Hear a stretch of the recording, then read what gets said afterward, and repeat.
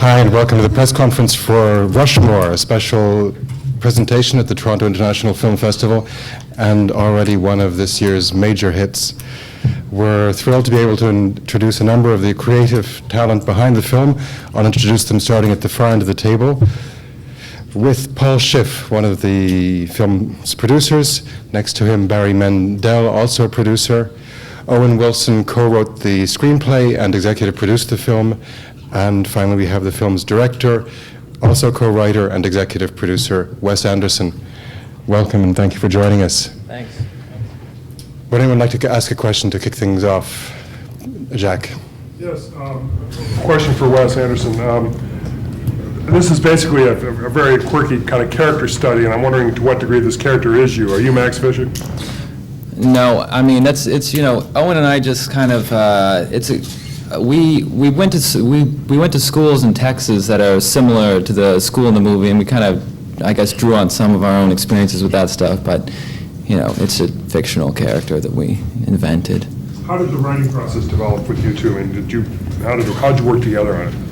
Well, we started. The way we usually work is we kind of talk it out for a long time. In this case, we drove cross country and we started working it out on a drive cross country, and then we sort of write on scraps of paper and trade them off for a while before we kind of assemble it into a script. So we started working on this script right before we shot Bottle Rocket, the movie that we did before. So that was when we first started the writing. You say it's not autobiographical, and yet you have a long theater history behind you. Well, that's maybe the one autobiographical element.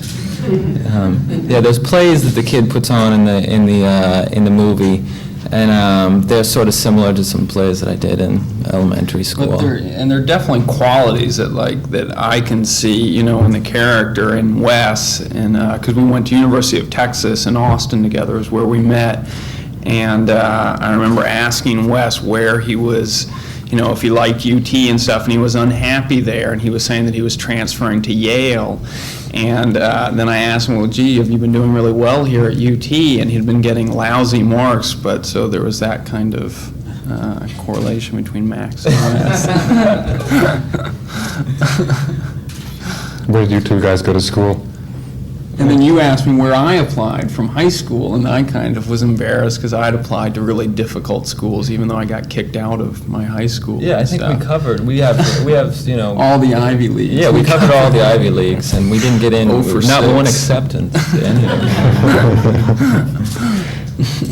Oh, did you really get kicked out of high school?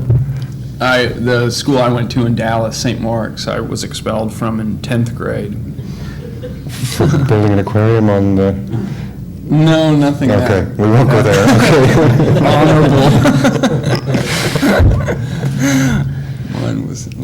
There was a question. Yes, sure, go ahead. Back to the school thing for a second.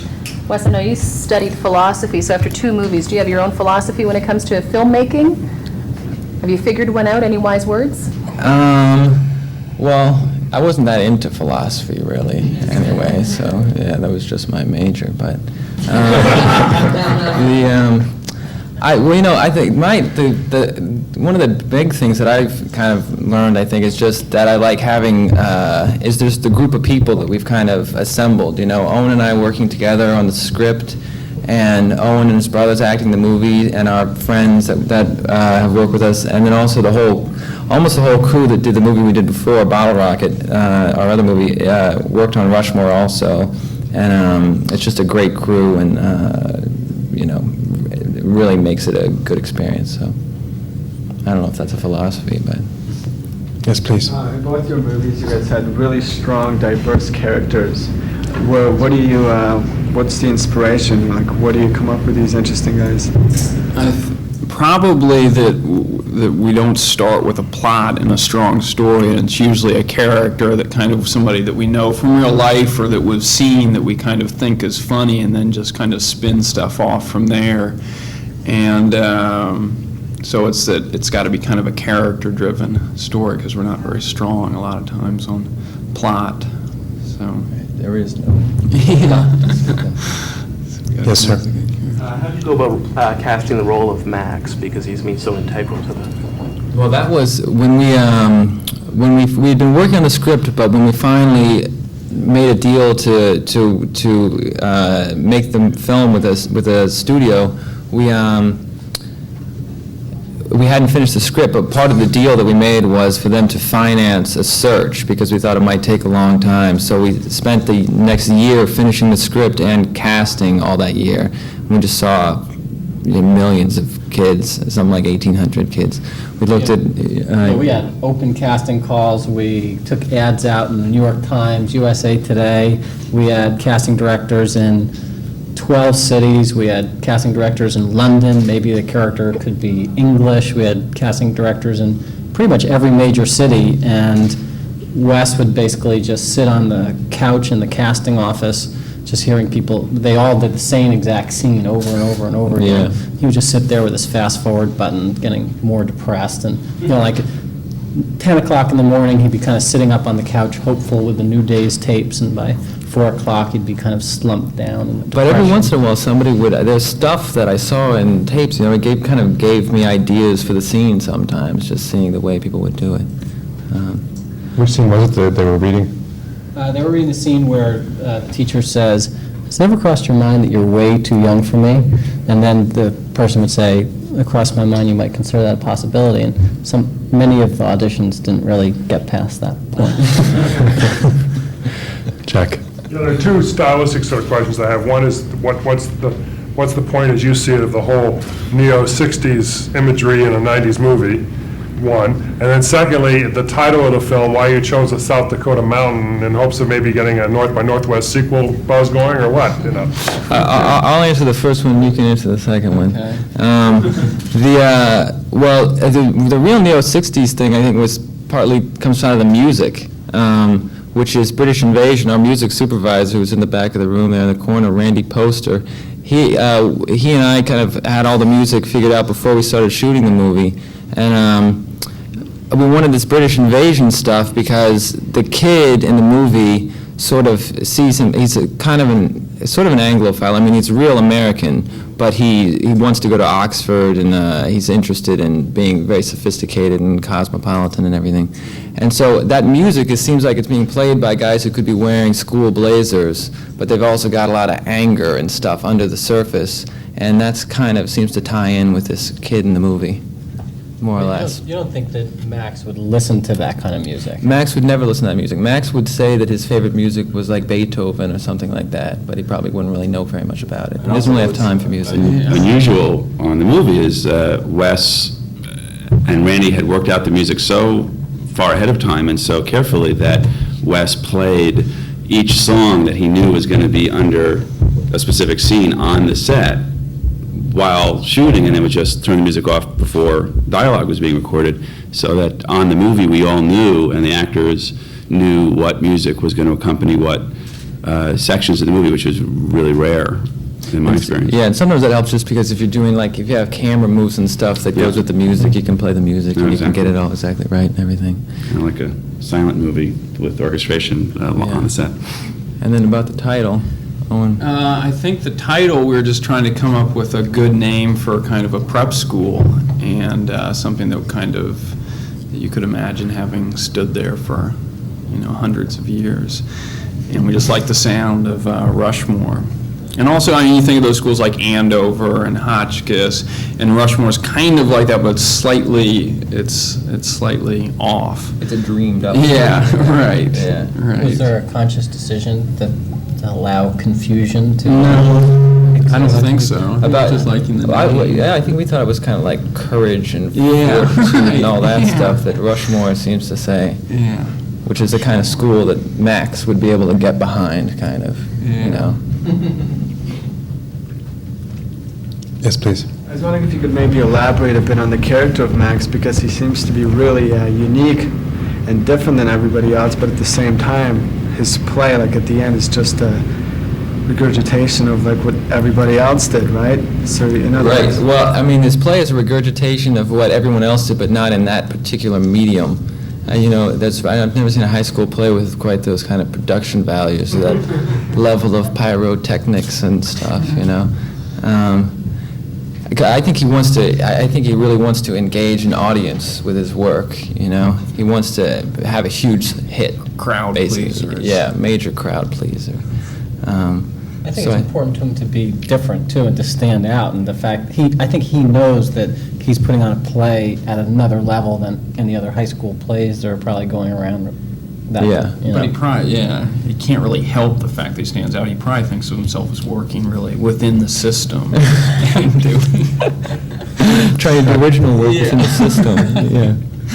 I don't know, a lot of what you just said seems to apply to you guys, too.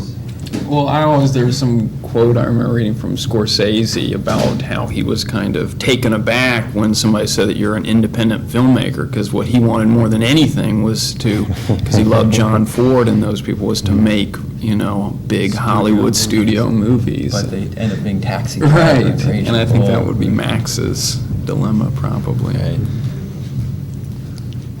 Yes. How much freedom did you guys have in conveying what you wanted as far as the script goes, the original script? Were you able to basically get... Freedom in terms of the studio and stuff? Yeah, was there a lot of... We had total freedom, I think. We just wrote the script and then, you know, they sent us to studio Texas. essentially, you know, from Joe Roth, the chairman of the studio, on down, just loved the script, and, you know, genuinely and personally, you know, really loved the script, and basically said, if you can make the movie within a certain, you know, by studio standards, modest budget, then And it they wasn't would even, they would leave us. quite that. It alone. was like as soon as Joe Roth said he wanted to do it, he said, "How much do you want to make it for?" We told him how much we wanted to make it for, which was modest, Yeah. and the whole thing was paved after that.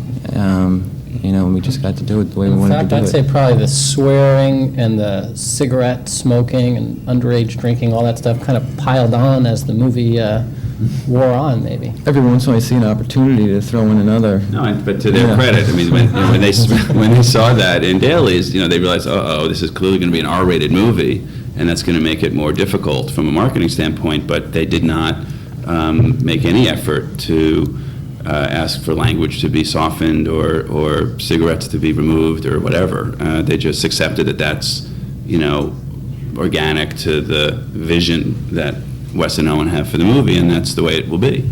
So they were actually very supportive. And actually, giving the principal the finger, that was on set. That was improvised. Yes. Yeah.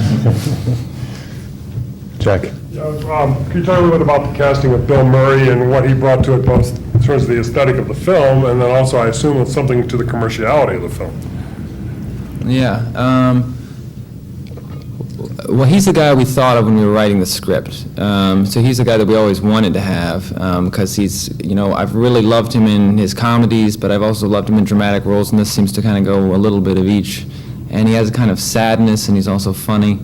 And so we just sent him the script, you know, and within a week he said he wanted to do it, and there was no, you know, there were no hang-ups after that. We just, you know, he signed on to do it. And we had a great experience with him. I remember right before we started shooting that he made a comment to Wes, just kind of off the cuff. He said, "I think I'm going to go deeper with this one." And we didn't know exactly how that would turn out, but I think... We know how to take that. Yeah. At first. Did he help with in any way getting this thing mounted more, or? No, because we were ready to roll when he came on. So And Wes we didn't end up needing it, but he was. Yeah, we were given casting approvals. Everything was approved walking in the door, and we could have cast, you know, an unknown in the part. They would have, you know, it was all pre-approved. And Yeah. Wes chose to go after Bill Murray, and partly because of what he brought as an actor, and also, hopefully, you know, people who've liked his work in the past that might not have otherwise seen this movie may hopefully tune in now. Was he hard to get? He wasn't. It was like a week. You know, we sent him the script, and he called up and said he wanted to do it. Sorry, Robert, I just did it. Oh, that's okay. That's great. Yeah, it was good. He seems to be actually doing a lot of interesting things now. I know he's done a little cameo in Tim Robbins' film where he plays a ventriloquist in the 30s, and he seems to be willing to not have to carry a, you know, insanely funny movie anymore. He just tries to find roles that he can inhabit, and I think that's a great new direction in his career. And I think it's actually, I agree in that it may have been really liberating for him to be in this movie and not carry it, and really, but be able to, just inhabit this character that he fell in love with on the page, and not have the responsibility of pulling off a huge comedy performance that is going to sell the movie. I always thought it was funny that in a lot of scenes in the movie, he kind of gets humiliated, he gets locked out of the car by his kids, and he gets kind of upstaged all the time by this kid who, this kid's never acted in a movie before, and he's upstaging Bill Murray in 15 scenes. And he loved it. And I thought I was kind of amazed that he signed on so completely to that, and, his performance was very generous and very understated, and he really allowed Jason Schwartzman to carry the movie, and I was impressed with that. And impressed that he was willing to subject himself to some of those Humiliation. Yeah, humiliations. Mm-hmm. There's an interesting mix in the cast of absolute newcomers. I'm thinking of Steve, and I'm thinking of Sarah, who plays Margaret in the film, also a newcomer. And then at the same time, you have some extraordinary people like Seymour Cassell, Brian Fox. How did that work out? Thanks. Yeah. How did that work out? Oh, that great. I like working with people who haven't acted before. That's usually fun. The other movie we did was almost all people who hadn't acted in a movie before. So we kind of had that experience, and we always knew we wanted Max to be played by someone who'd never acted before, who'd never been in a movie before. So the other cast just were some of our favorite actors that we kind of went after and got. And we looked at, for parts where there were famous, Brian Cox or Seymour Cassell, we looked at people who hadn't acted before, and for parts where people hadn't acted before, we looked at people who had acted before, and I think it was really just a gut feeling on Wes's part, who's the best actor for the part, and who will be fresh, and who will kind of help tell the story the best. It wasn't kind of a conscious thing like we're going to have a known actor in this part, we're going to have except for Max Fisher. Yeah. It was really just, it was a pretty pure, artistic casting process. And in the case of Max, when it was down to the wire, and we had a couple of other, really talented actors who were much more experienced than Jason, and were kind of Hollywood kids, who had done a lot of Hollywood movies and were really technically very good.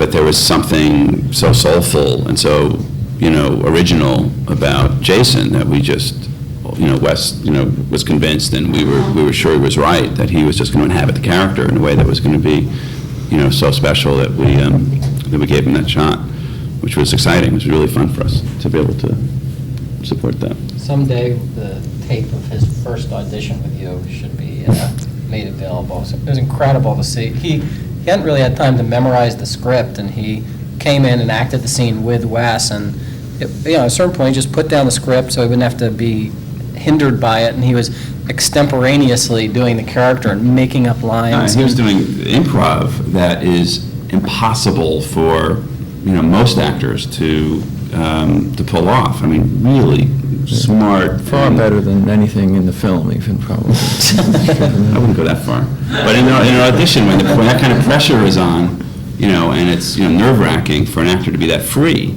and that strangely confident, even though he had never done it before, to improv and to play was, in my case, what kind of blew me away and convinced me that he was going to be great. Bill Murray's character. Yeah, exactly. The first day he auditioned, the kids who played Bill Murray's sons, he read opposite them. Right. He was good in that role. Yeah. Did you want a newcomer for the role because newcomer's easier to dominate, or what was it? I don't know if Any of us would admit that, but. No, why insisting on a new? Well, I just think it's a role that we were. The whole reason for kind of writing the movie was because of that character, because we had this idea for that character, and that was kind of how the whole movie evolved, and so we never thought of like a recognizable person who fit that. So we were just searching for him, really, There was just nobody who we thought of who seemed right for it.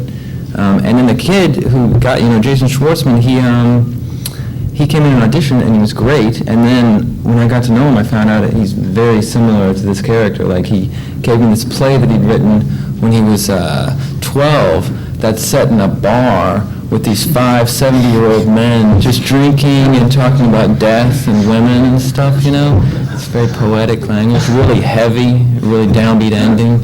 And, and that's the kid who plays Max, yeah. Plus he made some short films also at his house. He made it when he was like 10 or 12. Pretty good. Yeah. Pretty good. Like, I remember one scene in this film where the wife says to him, why did you leave me? Why did you put me through this? He says, because I was a fool. That's our Max. Sign him up. Please. Wes, has Jason been in town this week? No. Oh, all right. I thought I saw somebody like him that got off the elevator, but Jason just looked and seemed like a small, younger version of a man who'd been around the world, done a lot of things in his life, but just a youthful version of it. And he really came across as someone I think will go on to do a lot of things. He was hilarious. I thought, I don't know if I'm laughing as much as Bottle Rocket or if maybe I'm laughing louder or what, but with him and Murray playing off each other, I cracked up laughing. I thought it was great. I was wondering what you're going to be doing next, and are you going to be acting, directing? What are you going to be doing next? We got a script that we're working on. I mean, it's not really a script yet exactly. It's like a collection of papers. Yeah, it's a scraps of paper right now, but it's going to be a script, and so we're working on that. And that would be a what else? vehicle that, Yeah, Owen and Luke will be in it, and we don't know too much else other than that. At least 3. Yeah. How many films has he been in? He's been in like 12 movies in the last, I think, 14 months or something like that. We were hoping he was going to show up here, but. Yeah. Please. Your experience on this film with Bottle Rocket, was it a lot? I mean, as far as the difficulties of getting it done?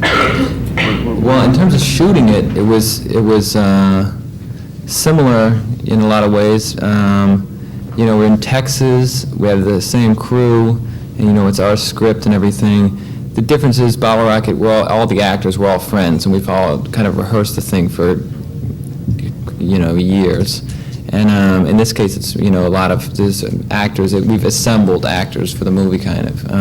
But that was really fun to kind of go through that process and become friends with all those people and kind of make that atmosphere for them. For me, one of the big differences was I tried harder during this movie because Bottle Rocket, like when I would get, maybe this would seem obvious, but I remember like during Bottle Rocket I would get tired sometimes, and I would kind of I would lose a little bit of focus kind of or something like that, and this one I was just really conscious always that this is the one chance you get to do it, and I just always, I don't know. That's interesting. I don't know, but it's really something, but I might try hard in Bottle Rocket too.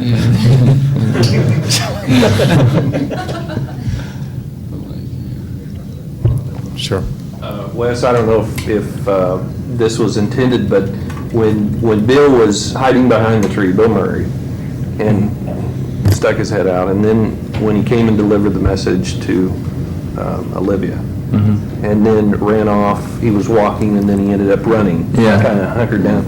That seemed a little bit like the old, I shouldn't say the old, but the youthful version of Bill Murray when he was doing Stripes and some of the, and then later on he was in a scene where he started kind of marching, and it reminded me of Bill Murray in Stripes. And didn't know if any of this caught you as him just trying to be the low-key funny guy that he always used to be, or. Yeah, I don't know. I think it worked for the character, kind of, that it was this tycoon who's kind of lost touch with kind of his youth, and that he kind of, during the movie, through his connection with Max, regained some of that. So you start to see maybe some of the flourishes that he might have had as a kid, in ways he might have been like Max. Right, Max kind So of that rubbing off worked in. Max on the reminds me character. of himself. Yeah, definitely. Yeah, he Self-made said, man. Murray said something kind of good one, because I asked him to run. I said, maybe you could, after you talk to him, you could just kind of run away,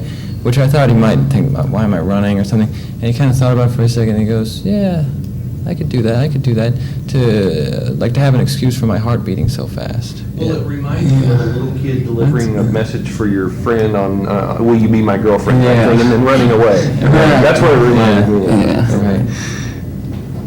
I thought it was perfect casting, great. Yeah. He just feels great. There's an underwater motif throughout the film. What is the significance of that? The aquarium stuff? And Cousteau. Yeah, Cousteau. When Murray's floating in the pool, he's Right. underwater there and kind of submerged for a while. So. Yeah, what does that mean? I mean, it's my favorite scene in the movie. Is that scene? Yeah. Underwater with the little kid swimming by. But I like there the is sort of the one- dreaminess of Yeah. water and undersea life, kind of under. It just seems to underwater work for. But it wasn't like planned in the beginning. Kind of slowly those pieces came together, Yeah. Like Right. building the aquarium and her having the fish, then him with his Right. and stuff. I don't know.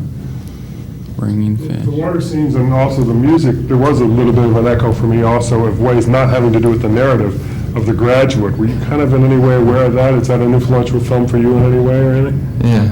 And it's definitely a movie that I loved, and maybe unconsciously it kind of goes in to that. But yeah, I love that scene, The Graduate, too, where he's underwater.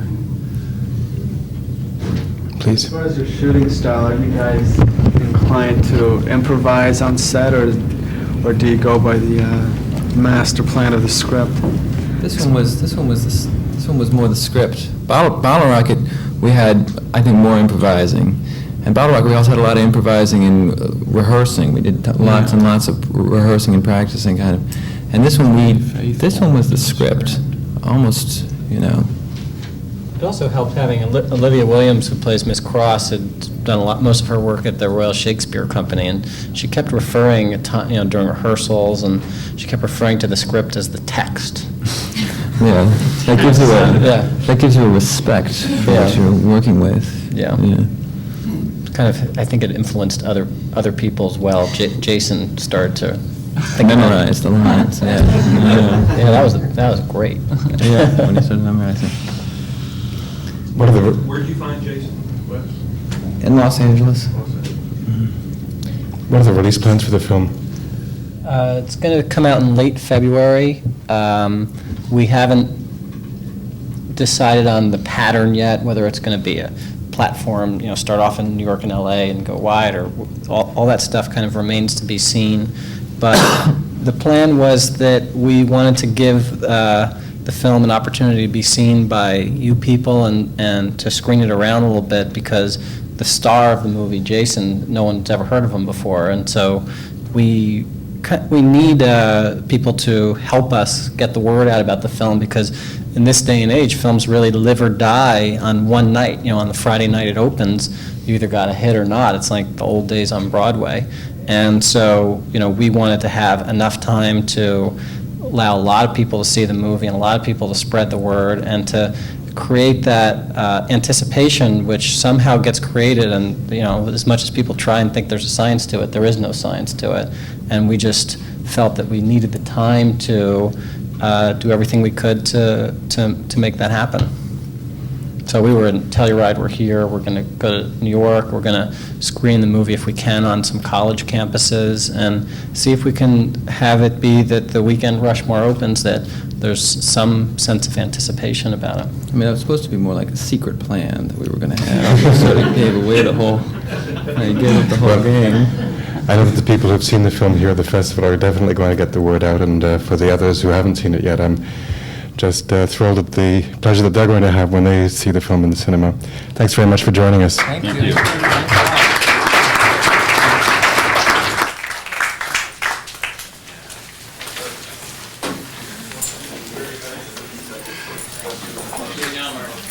So I just think him very